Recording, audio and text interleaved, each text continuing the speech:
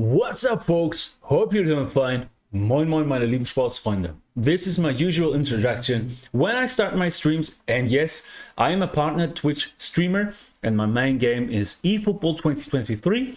I am also the head coach of the Saudi Arabia eFootball national team. Additionally, I am a cast and an expert for FC Bayern Munich esports, and on the FIFA side, I am the FIFA talents coach for the VfB Stuttgart esports team.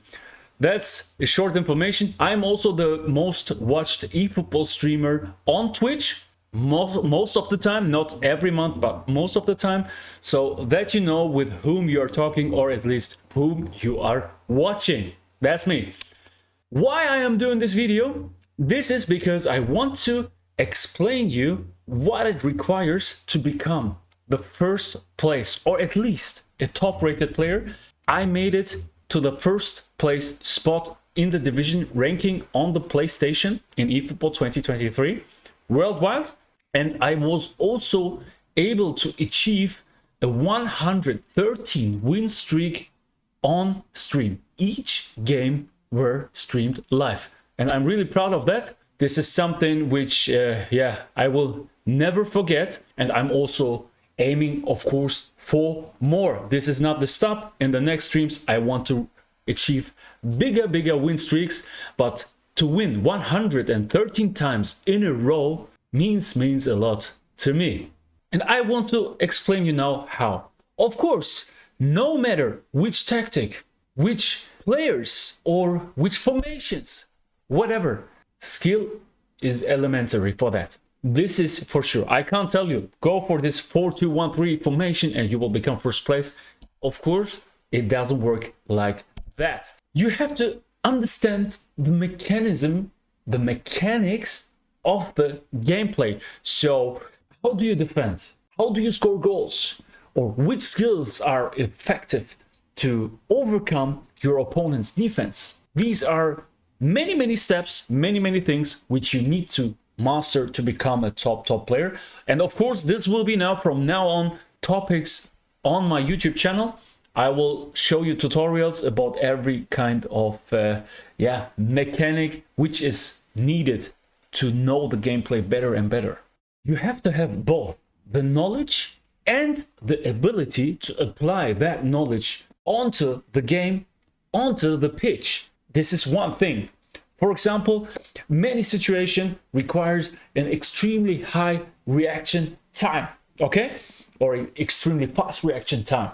So in the pressure situation, it is also important to push the right button at the right time. This is one thing which is really underestimated in my opinion. If you watch some kind of streamers or pro gamers, you will also hear how fast they are pushing the buttons, you know. It's not just only the knowledge, it's also the apply of the abilities. If you listen to some kind of streamers or pro gamers, you can listen to the controllers. You can listen how they are pushing the controller buttons extremely fast, and it sounds like they have like 5 hands, you know. This is extremely incredible. So this is one major point which is not to underestimate. Even if you have the necessary skills, it is not enough to always win. Why? Because you also have to have the right mindset. This is one important point, and I will talk about it. I will talk in detail about it. And also endurance and perseverance is mandatory, because going to the top means you are doing hundreds games on the highest level. This is really hard. Some opponents are particularly different. Some opponents don't suit you. Okay, every player on this earth has got his kryptonite. Okay, everybody, your weakness. Every formation has got a weakness. It doesn't matter if you're a beginner or if you're a world champion. You will have a weakness. Everybody. Okay, so if this occurs in game, then you have to go out of your comfort zone. This is really important, because if your opponent is putting in too much pressure to you, if you are not able to create enough chances by yourself, you have to change your lineup. You have to change your tactics, your strategy, your formation, and so on. So you have to be versatile. You have to be flexible. This is really, really important. If the center of your opponent is closed, you have to shift your game, your play to the outside, to the wings. If the opponent acts a lot on the wings, you have to be able to go through the center, through the middle, maybe with short passes, you know? This is really important to stay versatile. The individual instructions can be really important in this kind of situations too.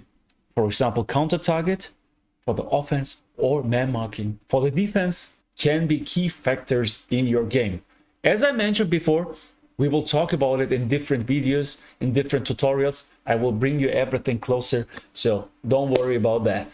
So if the opponent goes blue or full blue, it's always hard to play. We all know this, we all suffer from this, okay? Parking the bus. But especially in this kind of situations, you have to stay calm and act carefully in every situation of the game. Once you get angry and impulsive, you will lose the control of yourself, you will lose the control of your game. It becomes particularly different if lag and delay are added to the game, of course. In some specific regions, it's harder than others. If you play against 1 bar, 2 bar, 3 bar, it's horrible. Even against a 4 or 5 bar player, it can become bad. It can become unplayable. What to do in this kind of situations? It is precisely in that kind of moments that one must not become aggressive under any circumstances. So stay calm.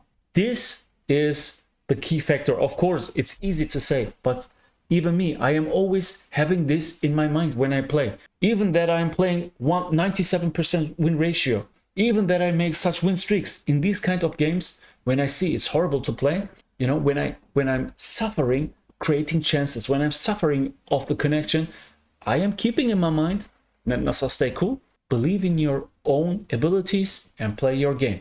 If necessary, you have to adapt. You have to adapt your playing style here. For example, less tight dribblings, less short passes, but instead more crosses and more long-range shootings. It can help to overcome these laggy delay matches. Now I want to talk with you about my own formation, my strategy, my squad, and my individual instructions.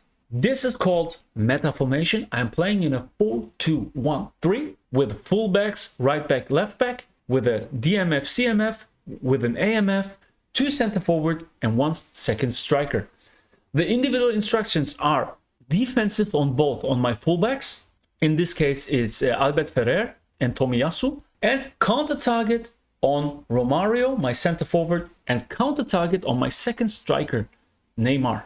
I am playing with Cristobal Bueno. It's a long ball counter manager, so I am playing on long ball counter, which is really important to me. Why? Because in the defense, they are staying compact in their own half, not like in quick counter where the defensive line is really high. In long ball counter, it's really deep. And while attacking, the forwards, the players are always trying to run behind the opponent's defensive line, where I am always able to make through passes to them to create my chances and to score many goals. As I mentioned before, from now on I will increasingly focus more on YouTube, so I will explain you which play styles are important in my opinion, which formations are leading to success, and how you become in general a better eFootball player.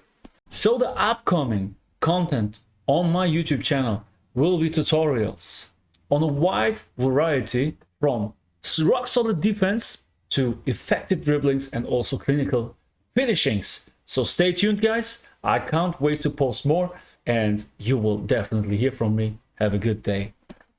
Bam, Junge!